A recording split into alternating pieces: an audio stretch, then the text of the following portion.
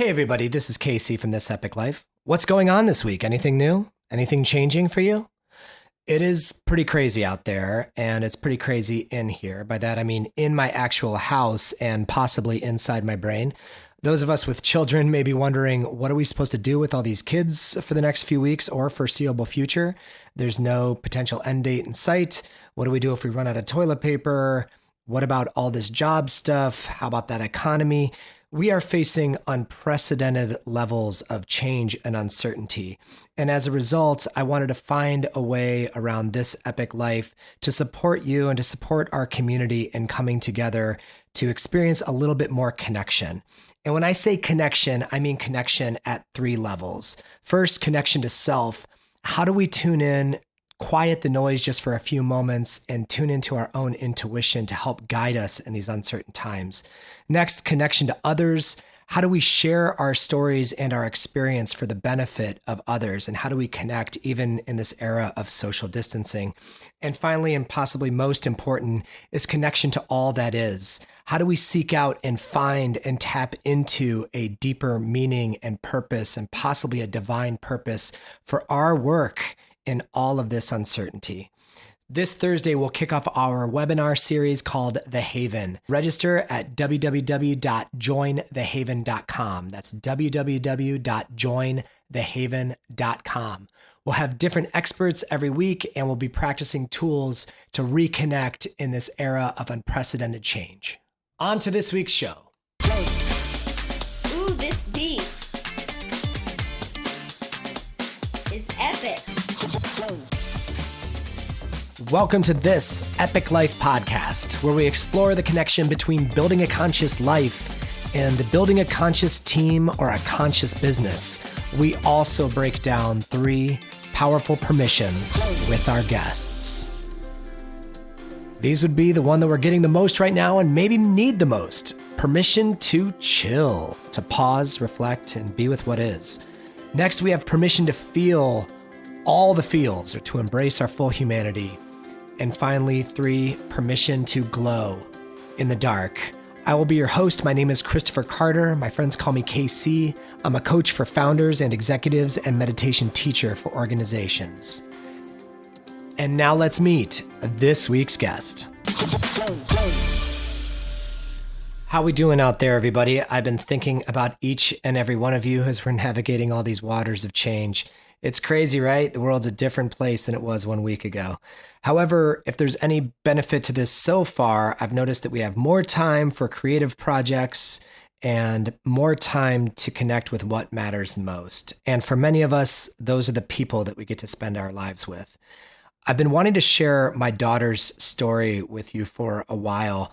Her band Detention, ages 13 to 17, recently won the Rock and Roll Hall of Fame Rock Off, which is a bunch of high school age bands competing. I think there was 32 in the competition this year from all over the region, competing for the best band in the land. And they recently took home that prize on February 29th. Also, they've been just building up their name and their following all over Northeast Ohio by playing big shows. They went out and played a show in Hollywood last September at the Whiskey A Go-Go.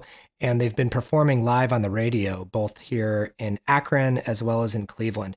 They were supposed to go down to South by Southwest this week, which, as we all know, has been canceled. So we're taking a little bit of a rain check on that, but the Detention train keeps rolling.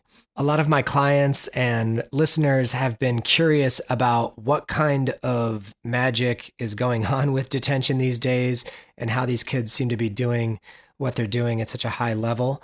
I also wanted to share Elliott's personal story, her journey of discovering music since the age of 2, a little bit of a look behind the curtain of the crazy Carter household and the dynamics of our relationship. Because of that, I can assure you that this is one of the most vulnerable and uncomfortable conversations I've had to have. You don't really know what's going to come out of a teenager's mouth at any given second, or if they will ever come out of their bedroom. Let's be honest. However, I could tell she was excited to do this. She kept on asking me about when we were going to schedule it. She came over to my office a couple Saturdays ago with her ukulele. I think she had so much fun. Played a bunch of music, shared a brand new song that she wrote that's at the end of this podcast I'm excited to share with you. And we also interspersed this conversation with samples of her singing from the ages of 8, from 12, and current day at the ripe old age of 15. A few things I learned from our daughter in this conversation is one, her love and respect for my wife is just really incredible and was very touching to me and very surprising. Also, pay close attention to the take no prisoners approach to chasing a dream as a teenager would. Please enjoy this far-reaching conversation with our amazing daughter and resident rock star, Elliott Rose Carter. If you had to guess who's more uncomfortable in this conversation, who do you think it is? You. Why is that? I don't know, because you just are. How can you tell? How do you know? See it in your eyes. Yeah, I've been really blessed on my podcast to interview some heroes, some people I aspire to be out in the world doing a lot of things that I hope to be doing at some point. And I have not been as nervous or uncertain with any interview before this one with my teenage daughter, Elliott. So welcome to the podcast, Elliott Carter. Hi. Come on now. First of all, if you ask me some dumb stuff, I'm going to lose it. Just don't. Have you listened to my podcast? Yes, I have. Okay, I try not to ask dumb stuff. Yeah. I think I'm more nervous about the stuff that I maybe should be asking you on a regular basis, but now I feel compelled to let people into our relationship a little bit. So I should ask you some real questions. Okay. Are you cool with that? Yeah. Why don't we start with the 3 permissions? Mm-hmm. On This Epic Life, we explore 3 permissions as access to our highest expression. Permission to chill, permission to feel all the feels, which is to what? Permission to let yourself be vulnerable, Yeah. I guess. Yeah. And express and feel your full, beautiful humanity. And finally, permission to glow in the dark. Mm-hmm. Do any of these permissions resonate with you today? And or which of these do you most identify with? Probably permission to chill, because this is kind of stupid, and I know everybody, who has a job will probably be like, oh, well, she doesn't even know.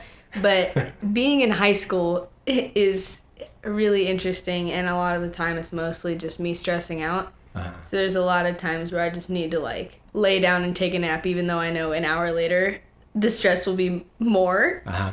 But, sometimes I just need to pause and take a break. Yeah. Can I ask you a question that everybody asks me about you? Do you have a meditation practice? Yeah. You do? Yes, I do. Can you describe it to me a little bit? Because you keep your door shut a lot. I only keep the door shut so that the dogs don't get in my room and eat my stuff, first of all, because I don't clean it. Are you calling your brother and sister dogs? No, I'm calling the dogs dogs. Okay.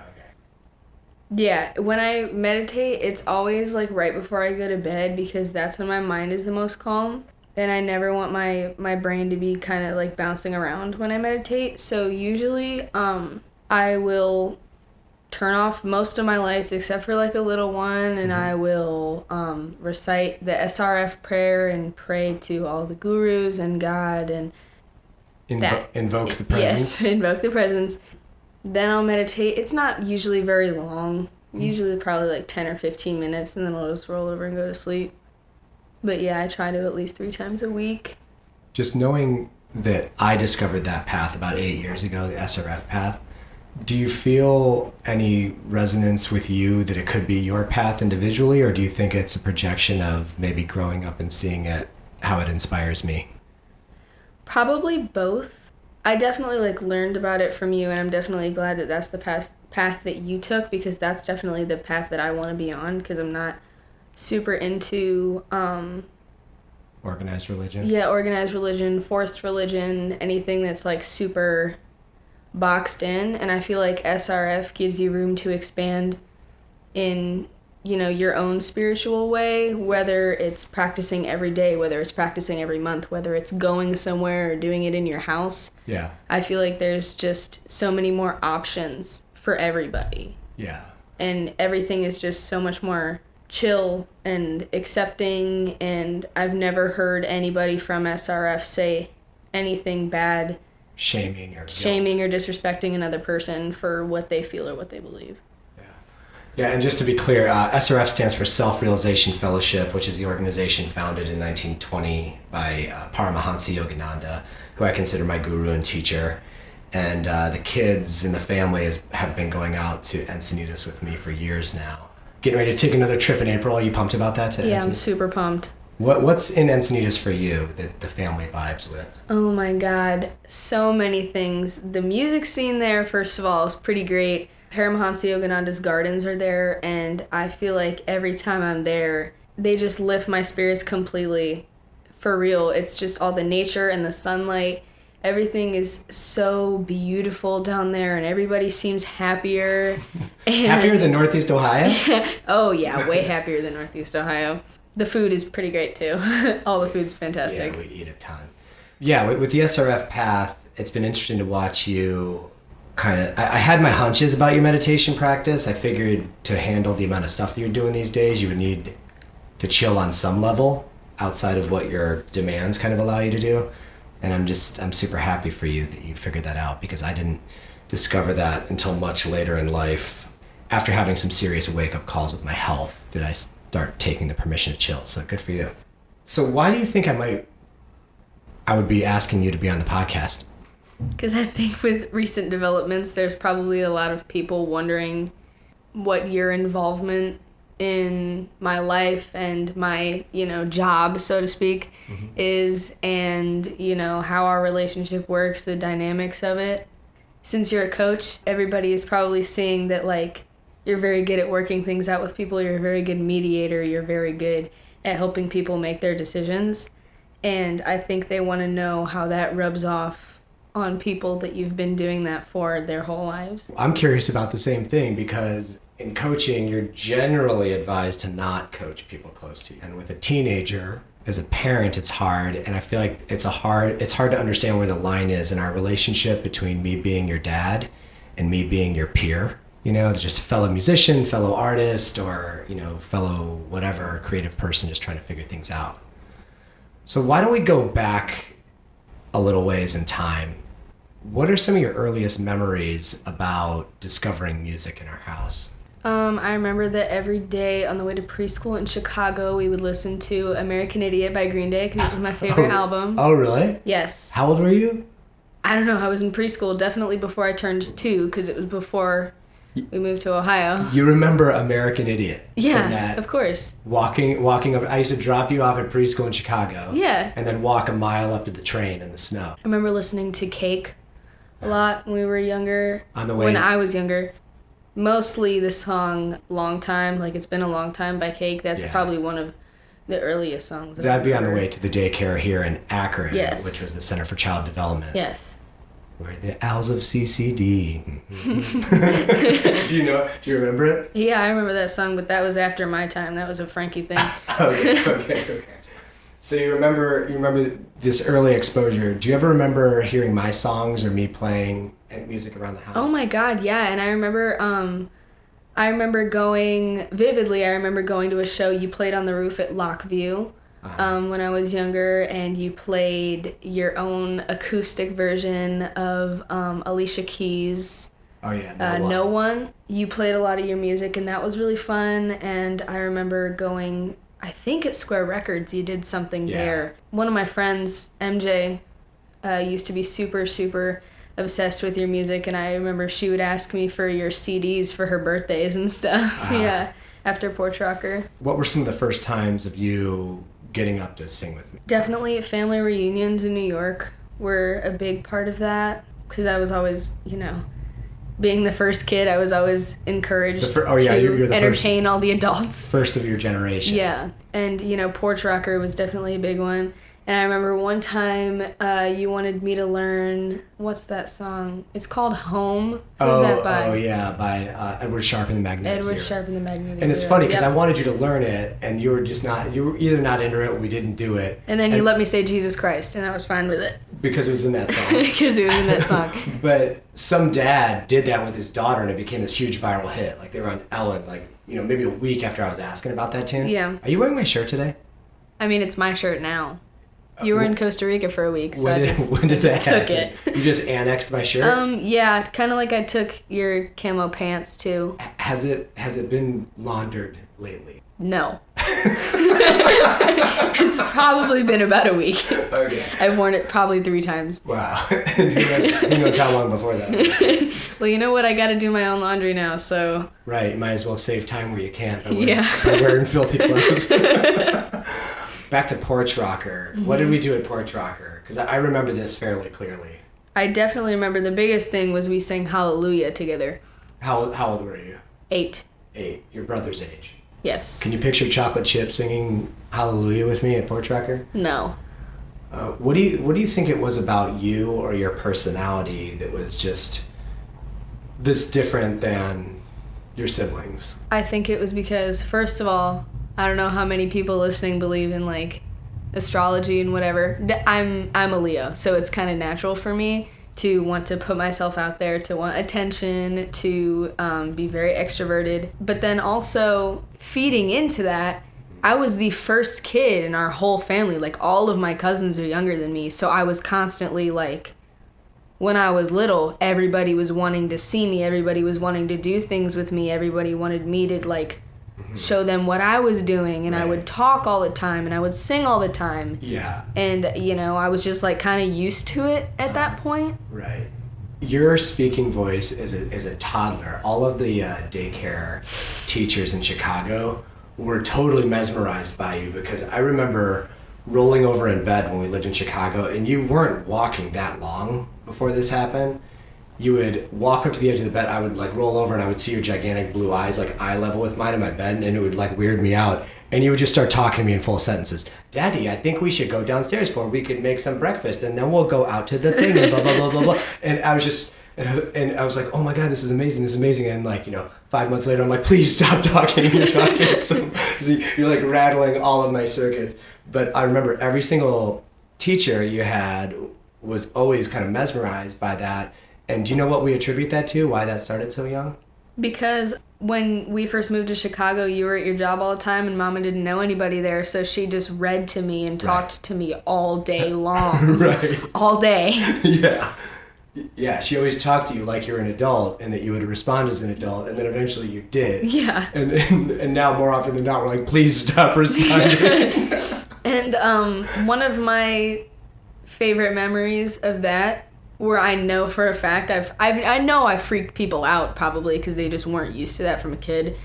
And I remember I was like 4 because we were living at Casterton. This lady came to our house, and I think she was one of your guys' friends, but I was showing her around my room, and I was showing her all this stuff, and I had this little dragonfly thing that hung from my ceiling, and I pointed to it, and I was like, look, and there's my dragonfly. Do you like him? He has gossamer wings. Oh, yeah. And she was like, what? He has what? I was like, he has gossamer wings. And she was like, do you know what that means? And I was like, yeah, like they're soft and delicate, like fairy wings. Right. And I remember she just wouldn't let it go to you guys. Like, she was talking about it the whole rest of the time that she was there. We went to a parent-teacher meeting at the Center for Child Development, and the people were kind of blown away that they were handing out carrot sticks for snacks. And you said, you know what I'm about to say? You went, Yes. do you please have any hummus that I could dip this in? I really enjoy hummus. It was kind of like a conversational thing like that, and they just looked at you like blank, and no, we don't have any hummus. But you were maybe 4 or 3. PorchRokr, 2012. You sing Hallelujah. What do you remember about that experience? Other than you were wearing you look like Belle from Beauty and the Beast. It was like a bright yellow dress. I remember that probably 10 minutes before we were supposed to go up and perform, I was at Hereford Park. And Being a child? I didn't know anything because I didn't have a phone, I didn't have a watch, I didn't know what time it was, and I was up at the park playing with my friends, and then somebody was like, aren't you playing today? Oh my God, yeah. So I ran all the way home, and I remember I was wearing this little gold necklace with 2 doves on it that I definitely lost. I remember being nervous when there were less people on our lawn, but then it got easier for me to want to go up once more people started showing up. Oh, really? Which has been a reoccurring theme with me in shows when I perform, because it's easier to perform in front of a larger crowd because you're not as intimate with the audience. Like, when there's less people, you feel the need to make eye contact with everybody and smile to everybody. it's just so much harder to project that level of energy to a smaller crowd of people. It's the 4th of nightfall, the baffled kingdom goes in hallelujah. Yeah, I just always remember feeling pretty blown away that you would look at people. I remember you performed after Curtan that I hosted at the house. We had a ton of people there chanting all night. And this was before your friends started coming and enjoying it with you. And you asked if you could play a couple songs afterwards. I mean, maybe you were 11 or 12. You were younger than you are now. And I remember you distinctly looking at people in the eye one by one and singing to them that Jack White song. What's the song? We're Gonna Be Friends. Yeah. I also sang a Blink-182 song. Right. Eminem's. Yeah. Right. After a Curtan. Yeah. But I remember people just giving like an emotional response when you sang to them that way.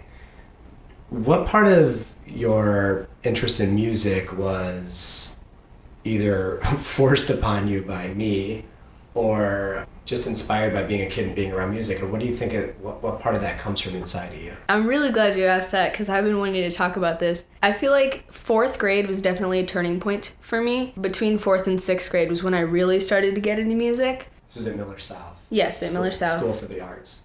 You know, when I was younger, I would just listen to whatever you guys put on. And obviously it was always super great music. Like I would listen to the Beatles on vinyl and I would be so surprised when nobody else knew the Beatles or knew David Bowie or knew Prince or whatever. Because that was just something I thought everybody knew. And still, like, there are people who don't know David Bowie and I'm like, what is wrong with Seriously? you? What's wrong with What you? the hell is But when I got to 4th grade, you started taking me to school most days, and we would listen to stuff in the car, and then I got a little iPod, or no, like an old iPhone that was one of your guys's, and I would just listen to music on that, and you put a bunch of 80s music. I got super into that. The real thing in 4th grade that hit it for me, obviously I was already super into Green Day. You introduced me to Eminem in 4th grade. We would listen to Eminem Seriously? on the way to school. Oh, God. I wasn't supposed to talk about it. And I wasn't supposed to listen to it in school. Keep this between us. Yes. Once I got into Eminem, I was like... Do you remember the song that blew your mind? White America. It was White America. Right. The Off first the song Eminem off of the Eminem show, which is still my favorite album by him. I remember like watching some of his music videos after that and just listening to the way that he pronounces things, his enunciation, and just the power in his voice and his stare. And I was like, I want to embody this dude. And obviously I do, because I look like him. Yeah. How does the first verse go of White America? I never would have dreamed in a million years I'd see so many motherfucking people who feel like me, who share the same views and the same exact beliefs. It's like a fucking army marching in back of me. So many lives I've touched, so much anger aimed in no particular direction. Just sprays and sprays and straight through the radio waves. It plays and plays till it stays stuck in your head for days and days. Wow, you do remember it. I remember a lot of his songs. And you still rock it. At some point, did you know all of Rap God? Did you get to that point? I know you were really working on that for a while. Rap God, there have been other ones that I've worked on more than that one because it's just so hard because the whole thing is so fast. I know all the lyrics in my head when I hear them, but I can't speak them yet. I'm not on that level. 4th grade, we're doing the carpool. It was usually before I picked up the other kids, in case people were wondering. Well, 4th grade we weren't carpooling yet. We started carpooling in 5th grade. Oh, that's right. Yep. Okay. So I was taking you over there across town, listening to Eminem. Yes. And what year at Miller South was the end of the year where you performed for the school? Was that 6th grade. Was it 6th grade? It was 6th grade because that was our first year in California, and that's when I got the Frankenweenie hat. Okay. Oh, yeah, right. And I wore that every single day. You rocked that Frankenweenie. I wouldn't take it off. So you had you went there for the arts, for visual arts. Yeah. And talk to me about where you are with visual art these days compared to music, because I feel like music is kind of blooming for you in a different way. It's becoming your job professionally, but you still go to school and do a lot of visual. I still really, really love it, and I am glad that I can be good at it, and I'm glad that I have super great teachers who are constantly showing me new things and teaching me how to improve. But recently, I've felt less drawn to it than I used to be, just because I'm so wrapped up now with art in a different form. Music lately has just been consuming for me. I've been listening to music almost all hours of the day. Yeah. You know, like in school, I just listen to it during class. I listen to it during lunch all the time. I listen to it in art when I'm drawing, and it helps influence my art. And when you're home, you're usually playing your ukulele up in your room. Yeah. What is it about art that's changing for you, visual art that's changing for you, or that's not as attractive as it was? Because I think that I'm not putting as much work into it anymore to help it develop to the level of my music. I'm just giving my music so much more attention. And it's not that I'm completely losing interest in art or that I don't want to do art anymore. It's just we're taking a break. Break from the art? Yeah. Okay. Well, from the outside looking in, it looks like you're falling in love with practicing on the music side, like you enjoy the work of improving over there, and art is feeling more, I don't know. Like a job. Like, yeah, something you have to do. Yeah. What did you say? I'm gonna kill you. What did you say? Why do you just sit here and ignore me and I'll ask you the same question 4 times? I was waiting for that noise to I asked stop. if I was doing okay. Is it my job to tell you if you're doing okay? You're conducting the interview. I know, but you're my featured guest. How do you think you're doing? Okay. Exactly, then you're doing okay. I'm trying to practice more of what I'm learning about not telling you I'm so proud of you all the time. Because I feel like I'm feeding a monster. but really, it's about redirecting. And so you might notice, do you notice any subtle tweaks with me and what I'm practicing with that? I'm saying more often something else, which is you should be very proud of yourself. I should be proud of myself. Yeah. Are you proud of yourself? I'm very proud of myself. How about in this interview right now?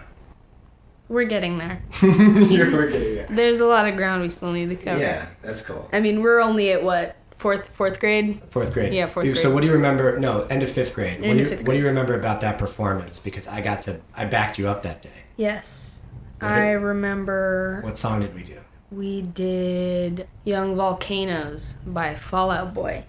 And I remember we did it as a morning performance after we did the talent show. Because we did that for the talent show and you backed me up in that. Oh, they had us back for the whole school. And I remember everybody was talking to me after it because everybody knew me as a visual art kid. And they were like, you sing? And I was like, yes, I sing. And they were like, well, how long have you been singing? And I was like, always? Why aren't you in vocal? Because I don't want to be in vocal. I remember that I got a standing ovation. Right. And I remember that you gave me a super big hug on stage afterwards. And it's a really good photo. It is a really good photo. What do you remember about Alice Bandy? Remember when we did a retreat at our house, the first retreat I did for This Epic Life, we did at our home in 2016, fall 2016, and Alice took a big interest in you. You guys hung out for a while after that. Yeah. I remember that she stayed in my room when we were at Nob Hill.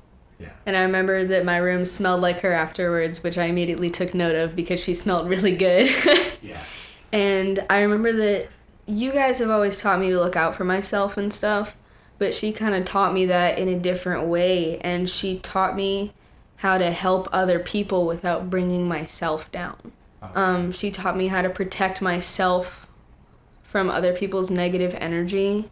I was going through some stuff with my friends for a little while in middle school. She really helped me not be affected by them because she just kind of helped me deal with it in the way of energy work, which I think was a really big deal for me because I reference that day all the time to my friends who are dealing with problems like that. Right.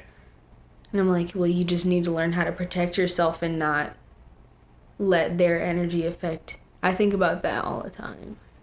Alice was a masterful energy worker, seer, healer, Shaw woman, mystic, and huge teacher of mine. And I remember her kind of working on you specific to your and I's relationship. Do you remember any of that?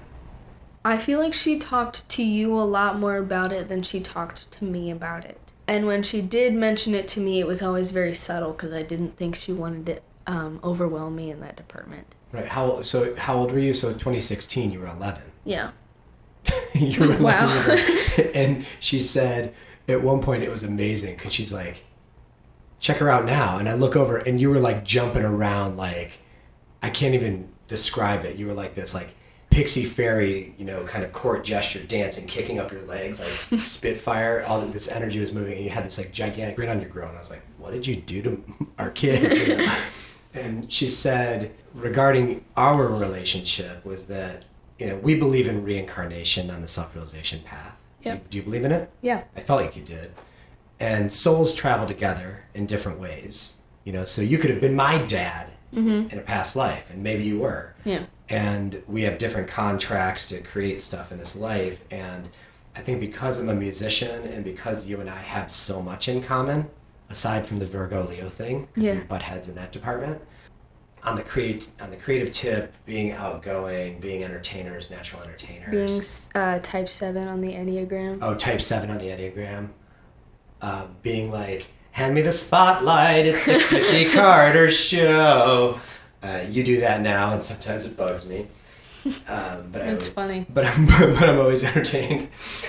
She basically said, I want to make sure that Ellie's not looking to you for approval or for looking at me for validation that you are powerful or that you are talented or that I you're do singing. remember that. Do you remember that? Yes, I do. And sometimes when I'm in the crowd, I wasn't able to be there last Saturday when you guys won the rock off. Mm-hmm. But when I am in the crowd and you're sound checking, you'll look at me if something sounds off, and we'll have a communication going. And some of it's telepathic, but some of it's with your hands. And you'll say, how's it sound? But if you crack a note or if you do something that you don't like the sound, you always look at me like, and you make this face like, ooh, Yeah. It always hits me like, is she waiting for me to say it's okay when at 15 years old, you're further along professionally as a singer than I ever got? Yeah. I am. When I do that, like yesterday during practice, I was doing that, and I was getting so mad at you because you wouldn't tell me if I was on key, because I was looking at you, and I was pointing to my ear, and then I was pointing to my mouth, and then I was pointing at the speaker and at you, and I was like, because there's this one song that we always do that just for some reason sometimes I can't hear the guitar, and the guitar is too much in my range, so I think that I'm off key in relationship to the guitar, and I need the outside perspective of somebody to tell me, because the guys are unhelpful because they always tell me whatever I'm doing is great, and sometimes I just need somebody to tell me it sucks so that I can fix it. So let me ask you a crappy loaded coaching question. You ready? Mm-hmm. What's closer to your ears? Your mouth or my approval? I don't know. Well, it's one of those things where you always sound dead on. Like you've always had perfect pitch since you were a kid. So it arises with me as a confidence thing of just a certainty of knowing that you're going to hit it and be in tune. Mm-hmm. You've performed under way more harrowing circumstances, especially lately. Yeah. What do you remember about getting into Detention? Oh, I remember. The band. Like, how did the band come into your life? Well, I remember. I want to say not even a week after we moved in. To Nob. We went over. 2016. Yes, 2016.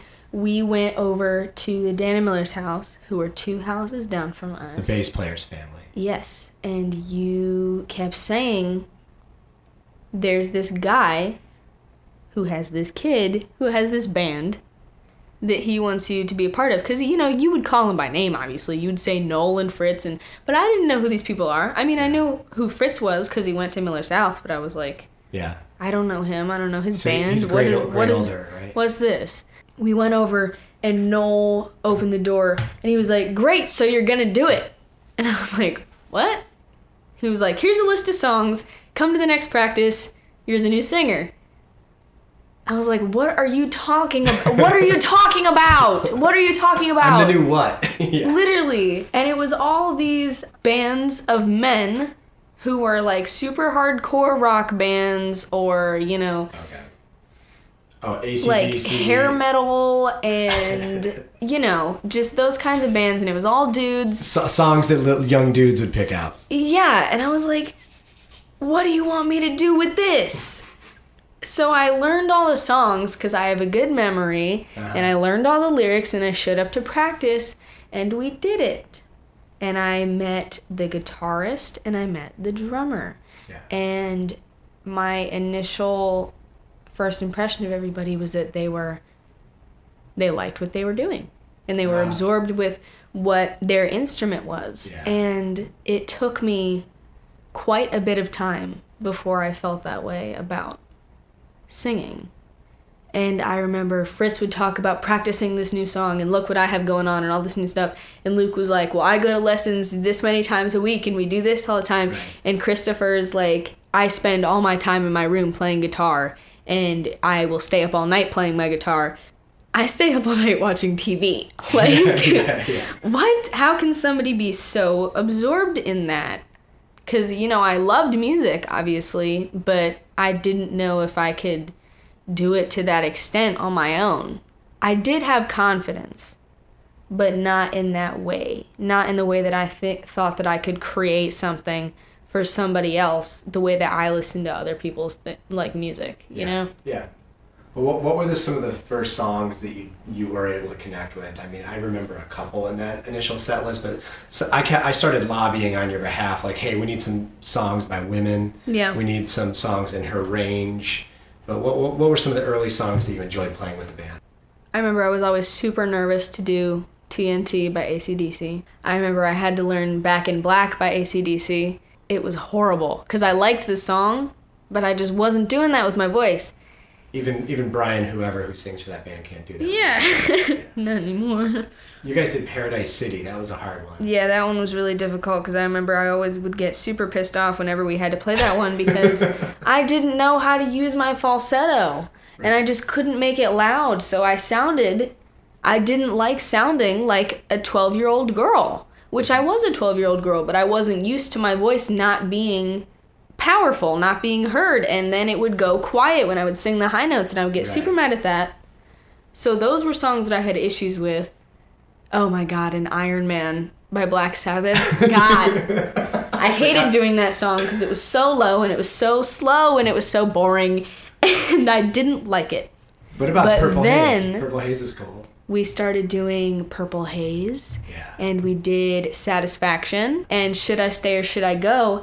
Every one of those, besides Purple Haze, those songs, we modified the keys that I could sing higher, but with my full voice and just yell. That made it so much more fun for me. That was when I started dancing around and smiling and not worrying about it because I liked those songs and I liked the way that those songs sounded. As a female in an all-boy band at that time, it was very hard for me to express my feelings about songs to them and how they would work with my voice because they didn't understand it because they were all boys. They had all liked the same genre of music. And they mostly get it now. Mostly. They get it now. Yeah. And the instrument, when it's your voice, it's such a personal thing. Yeah, exactly. If your guitar's out of tune, you tune the guitar. If you can't hear your voice and you're singing out of tune, it's hard not to take it personally. Yeah. When I was maybe 24, 25, so I was pretty newly married. This is before you showed up in my life. Mm-hmm. We moved our band out to Los Angeles. We spent a whole year recording the Stankfoot records. Mm-hmm. Stankfoot was playing, and we played pretty big CD release party at the El Rey Theater. That's where you went to see the Black Keys. Yeah. In the fall, right? The El Rey? Oh, wait, no. The Will... Oh, the Wiltern. The Wiltern. Wiltern and El Rey are pretty Wiltern. Played at the El Rey, and our album got reviewed by this hippie jam band website called Jambase, and it was kind of the biggest thing at the time for jam musician type bands like we were. And the dude shredded my voice. It was so visceral. He said, go scrape forks across a chalkboard and it'll be more enjoyable to listen to than Christopher Carter's voice. He said that in the review, and I was so hurt by it, and it's he complimented all the music. I was way more into bass playing than I was singing that day, but in those days, but my voice was just shredded publicly. The best choice I made was to go back to school for my voice. Yeah. I started taking lessons at Fleas Conservatory of Music in Silver Lake. Started really getting humble, working with this amazing teacher at the time. I forgot his name. He was amazing. This big black guy. I got pictures with him. But he used to come out to my gigs. He taught me how to like shift my voice down into my abdomen. So even to this day, my voice is still down there. And I was wondering if you've started making any connections to singing, and have you heard the term authentic voice? Yes. What comes up for you when I ask, like, how do you define authentic voice? What does it mean to you? Authentic voice, to me, there could be multiple meanings to it. Yeah. Personally, is what I think, because it could just be your go-to way that you sing, which is pretty much how I sing all the time. Mm-hmm. Because I wouldn't consider, even though I'm taking lessons for, my head voice and falsetto, and that I wouldn't consider that my authentic voice, even though I can make it sound like me. Mm-hmm. It's not my go-to thing. And then I think another version of authentic voice could be who sounds like they mean it and who sounds like they're just here to recite lyrics. Yeah. As a performer, the way that you relay it to the audience is very important in that, because your voice can only do so much. If we kind of widen that view outside of just singing, it's how you speak and communicate as a woman or as a person. So it's kind of like, where are you speaking or singing from? So singing from your abdomen with absolute authenticity. Like you've heard Yogananda chant on some of his recordings. Yeah. And it doesn't sound pretty by any stretch, but you feel it because it's devotion. It's pure devotion, right? Mm-hmm. That's authentic voice. He could only speak in that. He's like one with God, communicating at that level. Authentic voice can come and go. So sometimes when, like, I was always a natural performer, but then I was like over-performing a lot too, to the point where I couldn't tell if I was performing. She just mimicked my bass playing. That video was ridiculous. I'm sorry, I didn't even know what you were doing. Too many notes. It was funny though. It was super funny. Yeah, that was in my early 20s. I gotta put that clip up again. It's pretty ridiculous. Our pool guy said something. Brian, when he was cleaning out the pool, he came over. He's like, "What the hell is that video, man? What were you doing?" I don't know. Being 19, I guess. The authentic voice thing is huge, like as you continue to develop and grow and start speaking more and communicating with more people. There's a lot of adults, myself included, and people I work with as coach, that we struggle with accessing authentic voice. We don't know if we're being in our power versus saying the thing that our parents told us or something that's just coming out of our mouths. So is that something you could keep in mind as you keep, where are you communicating from? How do you access authentic voice? Yeah, and I've never completely struggled with that, because I'm very opinionated. I know what I want to say. I know what I want people to hear from me, and I know the way that I want them to receive it. If I have an attitude, I want them to hear my attitude. Where do you get that from? Gail. Mama. Tell me about your relationship to Mama. I've basically wanted to be her ever since I was little. I wanted to shave my head in 4th grade because I saw pictures of her. I loved the way it looked on her, and she was so pretty. And I've always admired the way that she speaks to people.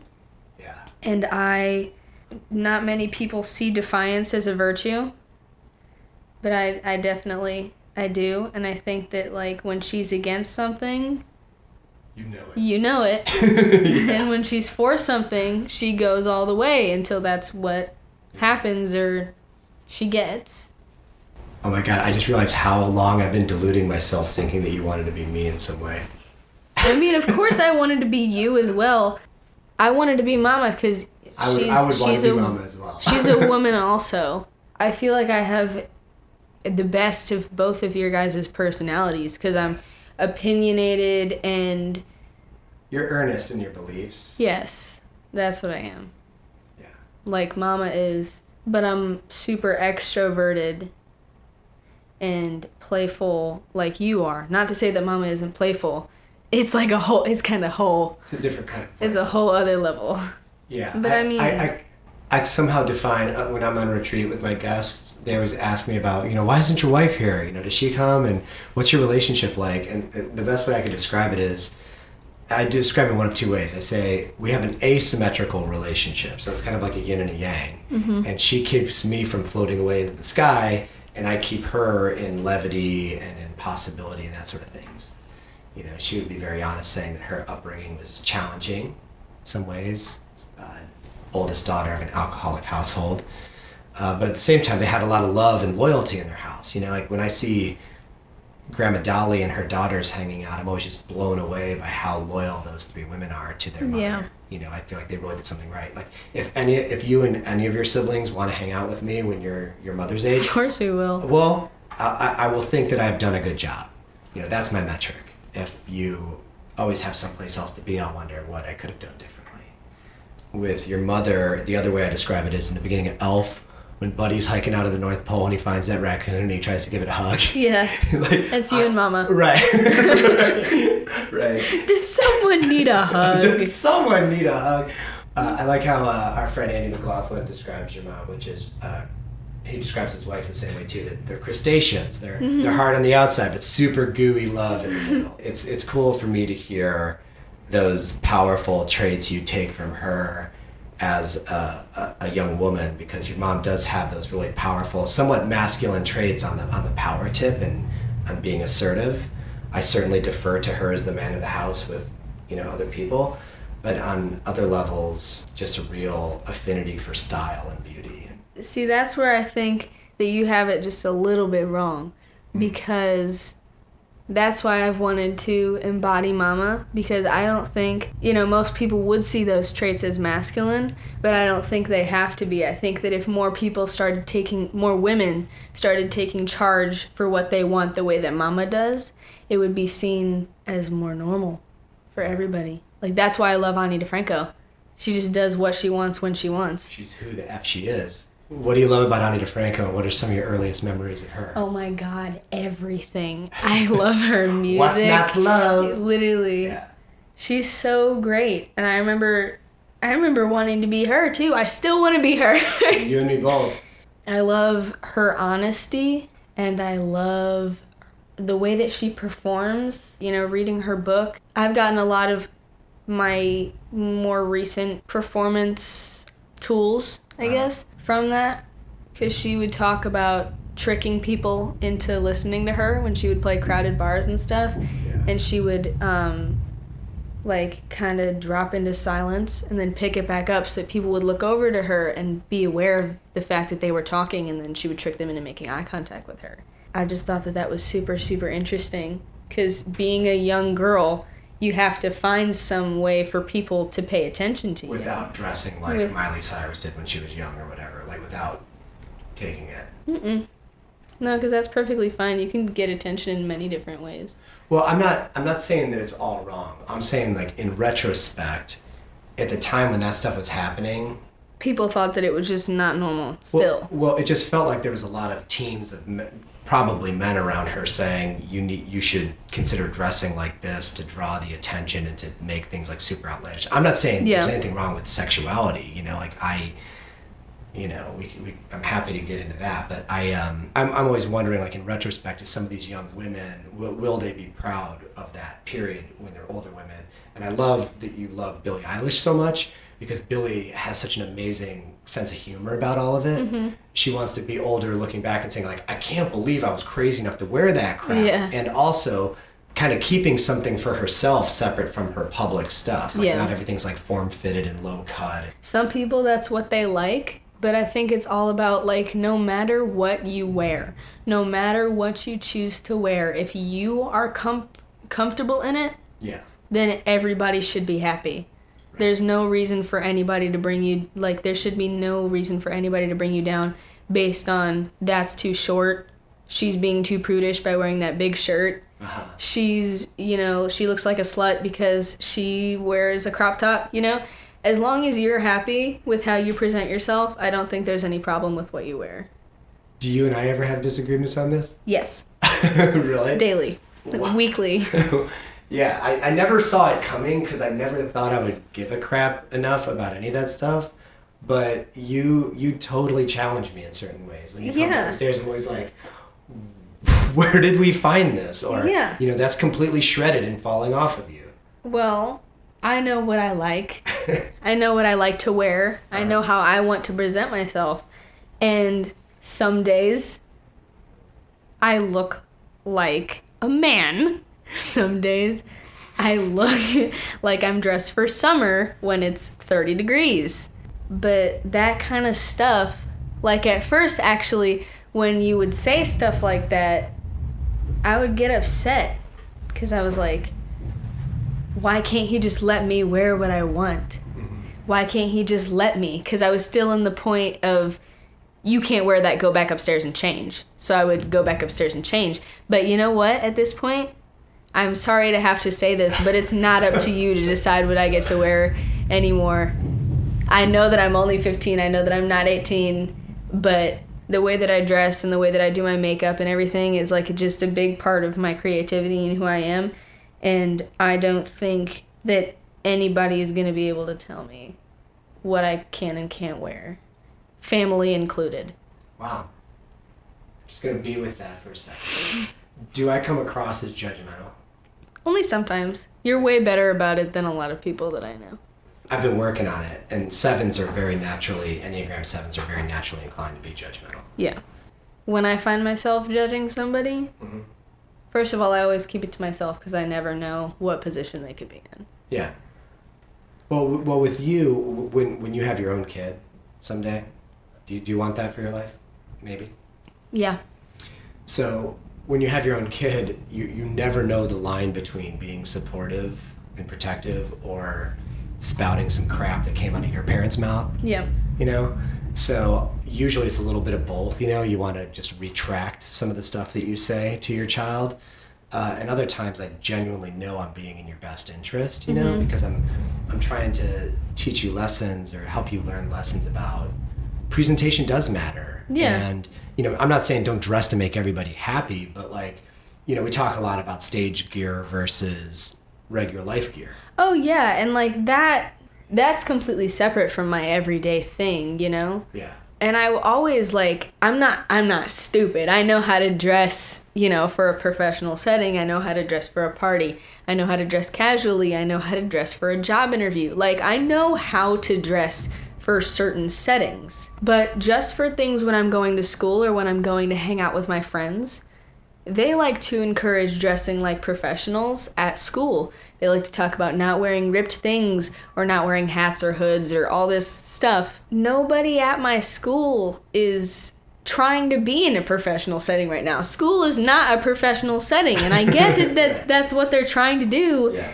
It's just a bunch of kids being kids. Sitting in a room. I don't care about what you're saying that I can and can't wear. I'm just gonna wear it. Nobody cares. Not you. I mean the people at the school administration. Oh, I know, but I'm trying to internalize it too. I mean, I get what you're saying.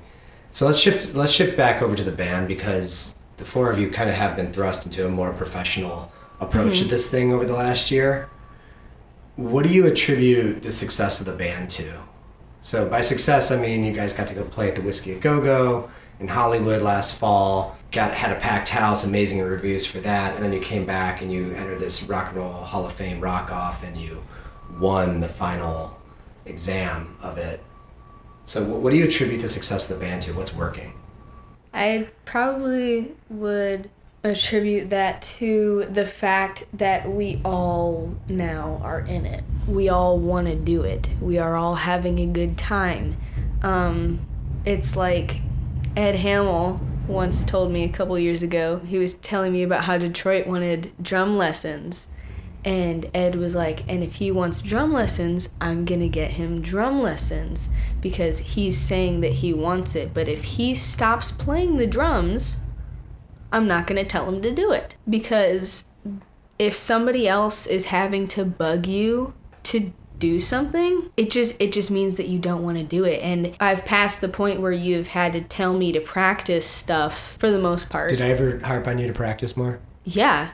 Oh my God, you would have to tell me to learn the songs like every freaking week. Sometimes I would go into practice not knowing the stuff because I just didn't want to do it.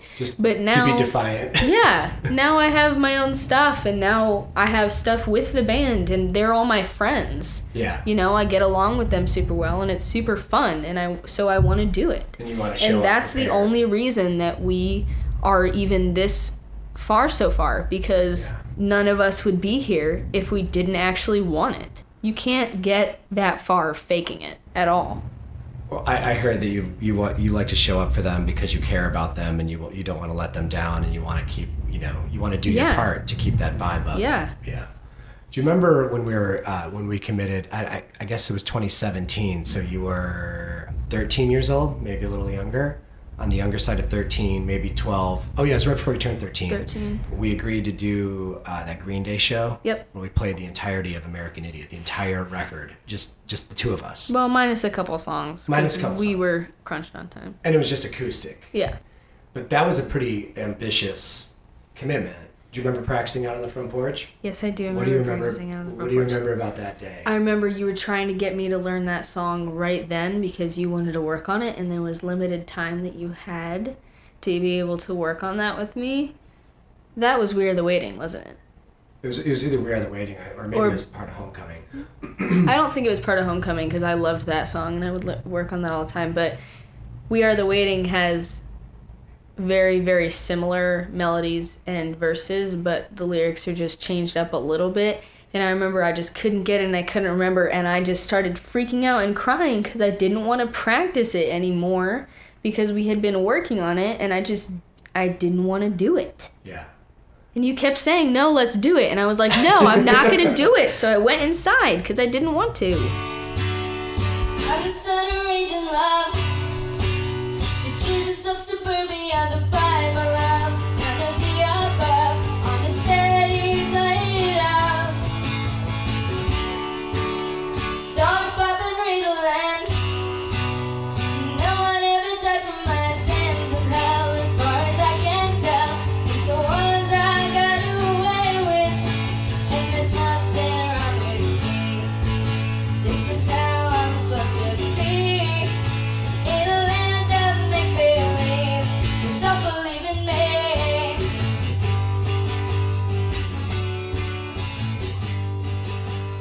Does my perfectionism or ambition for you ever get in your way or cause you stress or undue pressure? Yeah. I mean, Any recent examples? yes. Okay. You know Dead Malls? Yeah. You know the way that I perform Dead Malls. Right. I've started- I think your mom was telling me this. I've started yelling at the end of Dead screaming, Malls. Dead Malls! Yes. Yeah. When I was getting over being sick after the second round of the Rock Hall, we were at a practice. After the first round. Yeah, after the first round. We were at practice and we were doing that song, and you kept telling me to conserve my voice and don't go on this too hard. You're gonna mess up your voice and all this stuff, and I just wanted to try to make my voice ring out to see how far that I could push it that day. And you kept telling me all this stuff, and you kept standing right in front of the microphone and trying to direct me through it. And so I screamed at the end of it because I wanted to lose my voice. Oh, wow. You wanted to sacrifice your voice to, like... I was just annoyed. No, I wanted to show you that I could still go hard and be fine. Yeah. I know what I'm doing to a certain extent. I could say the same that thing. day, I know that I needed to protect my voice, and I Right. know that there's stuff that we were trying to work on. And you don't need me But up in it your face was telling you. irritating because I already was upset that my voice wasn't working. But Direction. that actually has been one of the only times recently. I haven't had any problems with that. I feel like we've definitely been on the same creative page, and I've definitely been wanting to do stuff more often. And it's not very often where that either bugs me or gets in my way. Yeah. I mean, more often than not, do you want me at practice? Yeah, of course. Okay. You're like, being a coach, you really know how to get everybody on the same page, sway people so that everybody gets a little part of what they want in. Yeah. You are so helpful for like helping people learn their parts and directing people through what they need to be doing. All of the songs that we have wouldn't be a thing if you didn't care or help. It's one of those things where it honestly just gives me a really cool way to hang out with you. Yeah. And like, those are some of my favorite moments of just getting so nerded out by something we're excited about. Like when we sat down to put Dead Malls together, you wrote that chorus. Yeah. And once that chorus came, I was inspired to help plug away the verses. And all of a sudden, we start singing that thing together, and we just couldn't wait to go show the band. Yeah, it was awesome. What is your favorite song in the set right now? definitely Deadmau5. What about it do you love about it? It's the music that I want to be writing. You know, Devilberries is fine. Thermo It's the is first cool. attempt. Emphatic Yes is fun. But Deadmau5 talks about a real issue. Deadmau5 has serious lyrics. It shows off my voice. It shows off the boys. Yeah. It is everything that I want in our music right now. And I'm not saying that I can't get that from, like, playful, fun songs, too. We just haven't written any like that to the level of what I want. Sure. But creatively, it's the most mature that we've been. And I like that because I want people to stop viewing us as really good for kids. We're a good band. We're not good for our age. We're a good band. And that's where I want to be. Yeah, I still do that. You know, I say ages 13 to 17. It just doesn't matter. I mean, Evan's the 13-year-old guitar player, and he's like, you know, it doesn't matter that we're kids. Yeah. It matters that we can get up on the same stages as these big bands that we love and do our thing. What do you, when you perform Deadmau5, what do you want people to take away from hearing those lyrics? What's the message? Really to stop being so... I mean, everything. There's a lot of things in that song, like greed is a big problem. People just, like, sacrificing our environment and all of our lives for money. The fact that people need to listen to that part of it, because everybody thinks it's not a big deal. But, like, the whole thing is about how we build these crazy things that everybody wants in that moment, and then they get abandoned and torn down, and then a new one gets built, and it just hurts the environment, and it's so wasteful. And it's just like, you know, there's one part that's like no landmarks but money to burn, because we'll keep tearing stuff down to build the other things, but then those things get torn down because nobody wants them anymore, and everybody at the top of the food chain just has all this cash. Yeah, and we have no environment. Yeah. There's times, ever since I was a little kid, I'd go down every summer to stay with Papa Gary and Wendy, and I just always remember that sprawl. I mean, Arcade Fire did the best job of writing about the suburbs of Houston. That's where they're from. The endless shopping malls and just the big boxes that just repeat logos every, you know, so often. It just, you don't know where you are in the town because it's just one big sprawling retail hellscape. Yeah. You know, so I love that ended up in that song. You know that me being in my room a lot of the time is not a personal thing, right? It's not because I don't want to be around anybody. It's just because I like having my own space. Yeah. Okay. Am I difficult about that? Yeah, you're super difficult about it. You guys threatened to take my door away. Well, that's only when you... I mean, I know you're not serious. Right. That's just bluffing. If you ever took my door away, I would leave. It's an old school threat. I haven't executed it yet. Yeah, no, But you're when- not executing it ever. That's not something that's going to happen. Thanks, Dad. Yeah, you're welcome. What are you the most proud of with how things are going? I'm most proud of the Rock Hall win. You know, playing at the Whiskey A Go-Go is a super big deal. Being booked at South by Southwest is a really big deal. But I competed against 32 other bands. Yeah. 32, not even just from the state of Ohio. And that's not even a cocky thing. I'm not saying that I was better than those bands. There are other bands that I think, you know, could have deserved the win, for sure. I was surprised. I was as surprised as anybody else that we won. Well, you were the youngest to qualify, let alone to really be in it at that final level, too. And I am not only proud of the fact that we won, but also proud of the fact... Not necessarily proud, but happy with the fact that I also made a ton of friends. Everybody there was so cool. Yeah.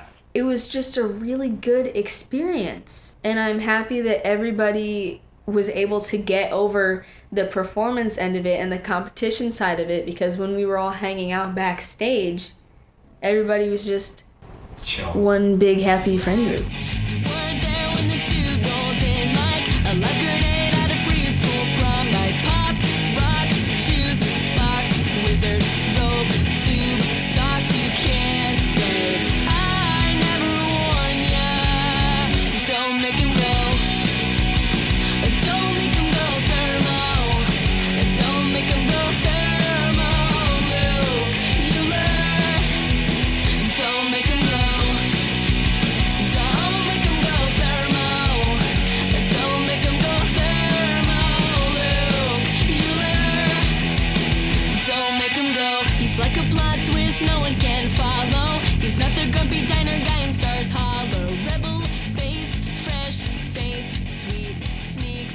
Oh yeah, just go back to the first round a few weeks ago.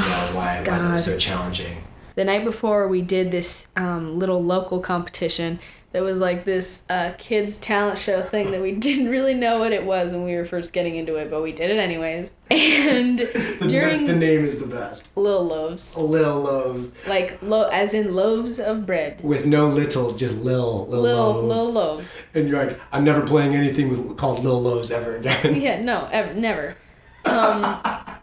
During school that day, I started coughing a little bit and I had a tickle in my throat. And I was telling everybody, I was like, I swear to God, if I get sick before my shows this weekend, I'm shitting a brick. Like, Because the rock hall was the next night. yeah, I was so over it, even just coughing. Like, my throat didn't even hurt yet, and I was already so over it. And I get home, and we're getting ready for the show, and my back hurts so bad, and my legs are sore, and my throat starts hurting, and I start coughing, and I'm sounding just a little bit hoarse. But I'm still like, you know what? I can get through it. It's going to be fine. I still was having a little bit, some voice problems, and I was just starting to get achier and achier, and I felt like crap. We did it. We won. At the end.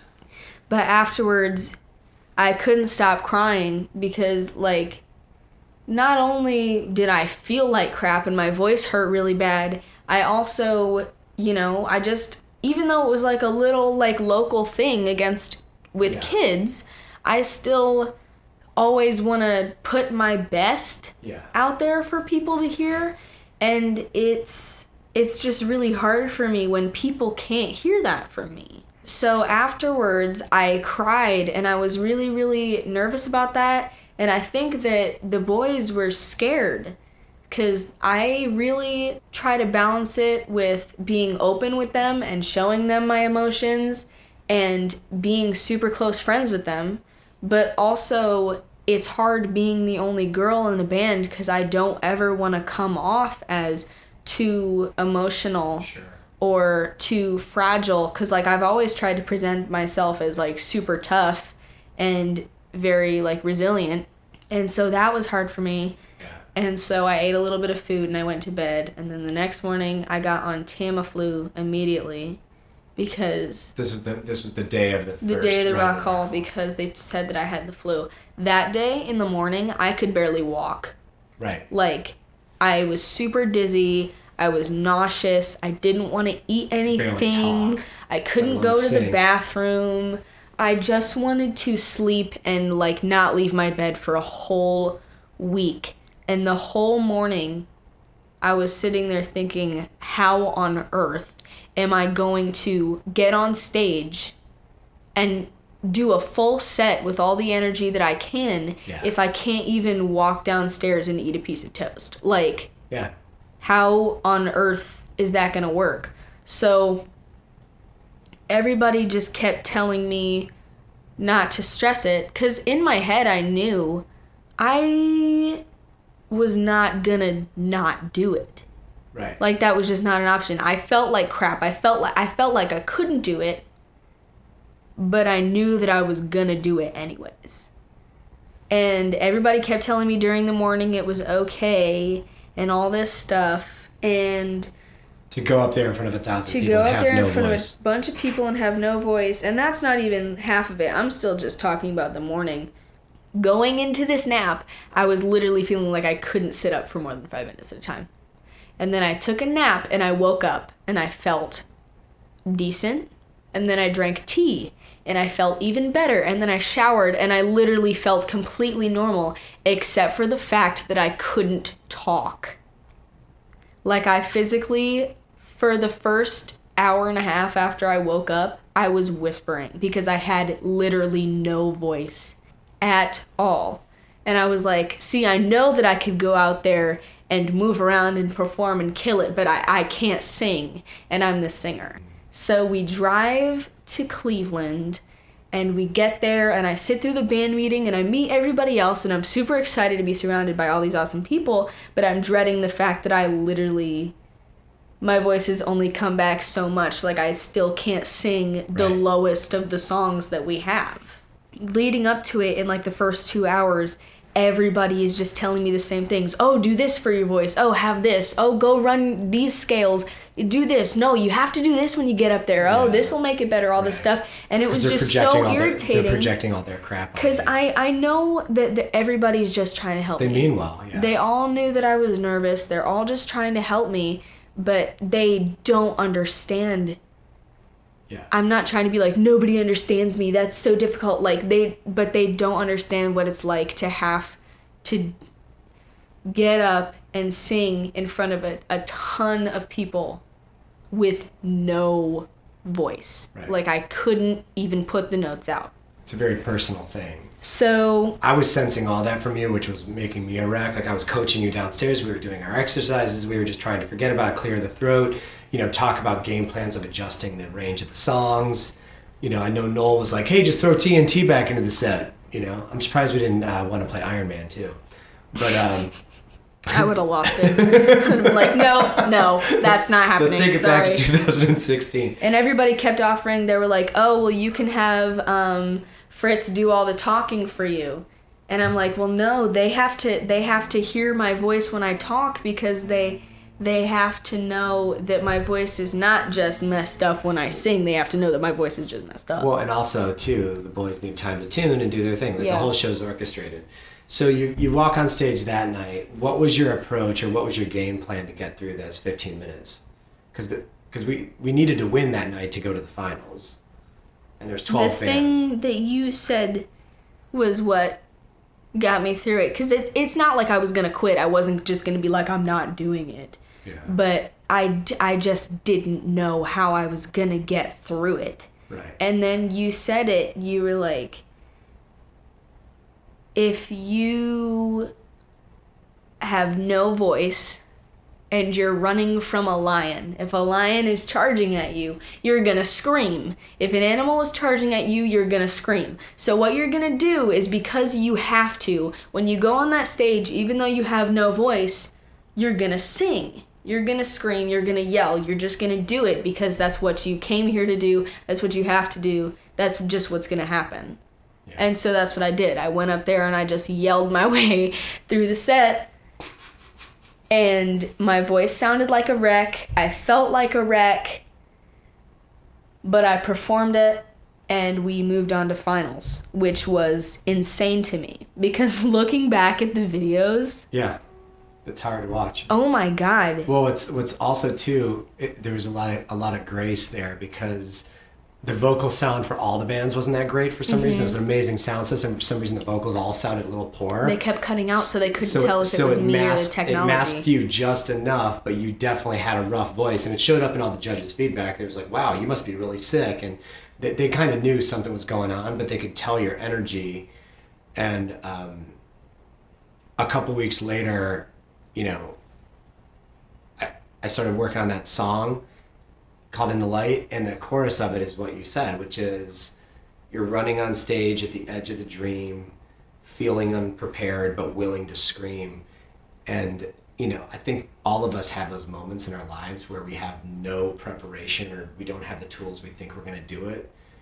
And, I was present for your birth and your sister and brother's birth, like a woman naturally birthing children has, your mom is trained in that. She's a doula, and you still don't know how it's going to go, because it's such a freaking miracle. It's so beyond what you think a body can do, Yeah. But to see that in you, I was so ridiculously proud of you for just doing it anyway, even though you were scared shitless to share where your voice was. I knew that was the gift in it. And we couldn't be attached to going to the finals anyway. It's like, finals cool, no finals, that's cool too. But if you learned the lesson of performing under any and all circumstances, that's a valuable lesson. But then you guys got to the finals. And here's the thing about that. I'm so glad that we got to finals, not because, it gave us an opportunity to win, but because if we wouldn't have moved on to finals, I would have blamed the whole thing on myself. Like, I would have felt so crappy. I would have felt like, Failed the band. I failed the band. I would have felt like I let the boys down. Yeah. And I was, just trying not to do that. So the fact that we still made it through, even though I was feeling and sounding like that, it was just a miracle. Like, well, that's why we have to, diversify the metrics of success a little bit, because singing great and looking great is always the goal. But if one of those can't happen, you go hard on the other things. Like the boys all stepped up and overperformed to fill in for you. And then also you brought that energy that was just kind of the fearless, like, I'm going to rally the crowd if I can't sing a note.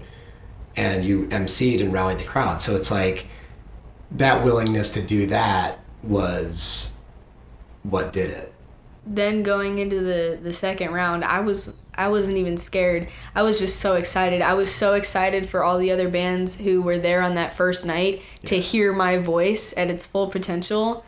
Because they were all telling me before, they were like, oh my God, you sound great. You guys did great. And I was like... Don't be nice. I was like, don't need to be nice to me, but I will sound good. I will. And then I did. But that show also had its problems too, because I hadn't eaten in 7-8 hours. Right. Well, so I get on stage and then I'm like, oh my God, I'm going to throw up all over the stage. Throw up or pass out. But when you, when we were watching it in Costa Rica while we were at the retreat, we were watching on a little tiny phone, and we came into the Facebook Live a little bit late, and you were in the middle of I Need to Know, and I was like, oh, I missed the very beginning, but it was great, and the whole rest of the set, I could tell you were going to win. Like, everybody was just fiercely on it that night. And I'm like, I'd be surprised if another high school aged band would have done that level of preparation on choreography and packaging and songwriting. It's like, you guys just had it going on. And everybody that was with me could feel that coming through a tiny phone, so I could imagine being there in person. But the best part was later on the night, I went back and watched the beginning of the Facebook Live, and they were getting ready to roll the set, and the heavy dude is up there kind of getting the stage manager dude's like getting his thing together, checking the lights, the boys are kind of loose, like laughing and getting ready to play, and you were just like talking to your friends in the front row, like busting robot dance moves and dancing. I'm like, you could just tell you were ready to rip shit up. Yeah. And you're ready to be like, okay, I'm singing, turn on the mics. You were kind of impatient almost, like, let's get this rolling. And then from the first note of I Need to Know, I knew it was just like, okay, she's going to do this at a different level now. And when I say that it was a total surprise to me that we won, I'm not lying. Yeah. I was super surprised that we won, and I didn't know if we were going to until I was waiting for them to announce first place, because they announced the two other bands. Yeah. And I was sitting there waiting for them to say my name, our name, the band's name, because I knew that there was no way that we didn't place. Yeah. So the second that I was waiting for them to announce first, before they even announced it, that's when I was like, oh my God, we won. Because there was no way that we didn't place. Yeah, that's true, yeah. And I'm not saying that to be cocky. Right. I'm just saying I know how I perform. I know how the band performs. You could feel it. I know that we killed it. Yeah. There was, with the amount of crowd participation, with how much everybody, even the other bands, posses were into it. Yeah. There was no way that we didn't place. Your posse, the detainees, they were great. They were fierce that night. There's been 2 times where I'm down in the audience. I wasn't there at this one, sadly, timing wise, but when I'm in the audience with your mom and you're doing your thing, one was at the Whiskey, and you're doing some new moves with your arms, you're doing some new performance aspect, really feeling the music and embodying the music, where we look at each other like, where the hell did this thing come from? Where is she from? Who is that? And it's a moment where I don't look at you as my kid or a kid or young or anything. I look at you as a rock star. And Whiskey had those moments, and then when I watched Dead Malls through my phone a few times, I was like, whatever showed up there with you to sing, it was the culmination of everything, and that's where I get emotional, because the struggle of that, of all the showing up for all the practices, and the writing when you don't feel like it, and the going to practice after school after a long ass day, and like all the fights and the compromises, but then the audacity to just say, screw it, I'm giving all of this to this moment. It was just really masterful. Thank you. Yeah, and part of that is talent, and part of it is just the ability to tap into something bigger than yourself, and that's what I'm most proud of you for, is to be a conduit for it. So to Thank me, you. it's a little bit of Yogananda, it's a little bit of Alice, maybe it's a little bit of your mom and me, but it's predominantly all you. Thank you. I love you. Anything else you want to cover so I can go cry? Don't do it. I will do it. Don't. This is my work. It's permission Well, to feel I mean, all the feelings. actually, yeah, you probably should cry once I leave the room, because the second this is over, I'm about to pee. I have to pee so bad. Do you want? I literally feel like I'm gonna lose it right now. Do you want the permission to feel all the feels oil? Yeah. By the way, these oils were made by my amazing Wonder Beast Shaw woman, Shauna Waitenkamp. The oils, the permission to feel all the feels is amazing. All right, Ellie, I think we covered a lot of ground here. Do you feel complete? Yeah. I love you. Love me too. More to come. Sit down with me, and we'll trade a story for a story.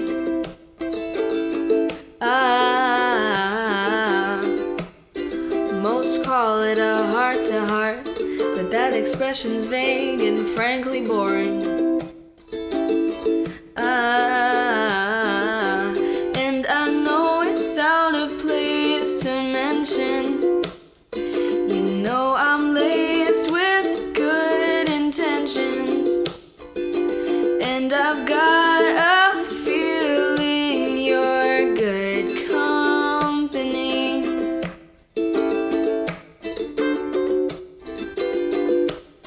And I think you're scared of me, but you know you could just grin and bear it.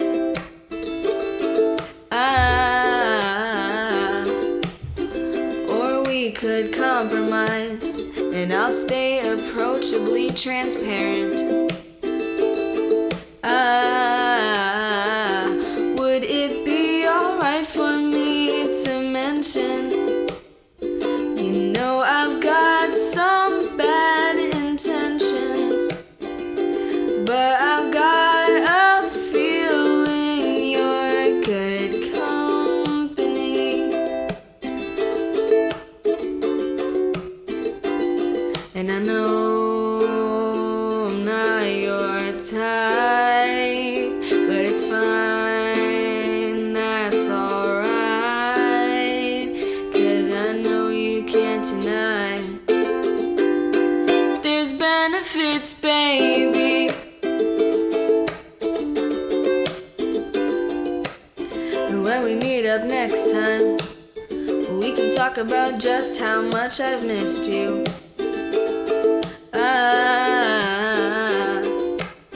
And this might be a bad idea, but my hunger is such a pressing issue. And I know it's not the time to mention, you know I live for your attention, and I know what this must look like, but I'm laced with good intentions, 'cause I've got a feeling you're good company. Yeah, I've got a feeling you're good company. Thank you so much for spending part of your day with us. If you liked what you heard, please, by all means, forward it along to somebody who you would think would benefit. Also, you could pop over to Apple Podcasts and leave us a much appreciated review. And finally, please reach out. You can find us everywhere online at This Epic Life. And as we mentioned, we are hosting a new webinar series at www.jointhehaven.com. It's all free and designed to help us through these unprecedented times. Until next week, glow in the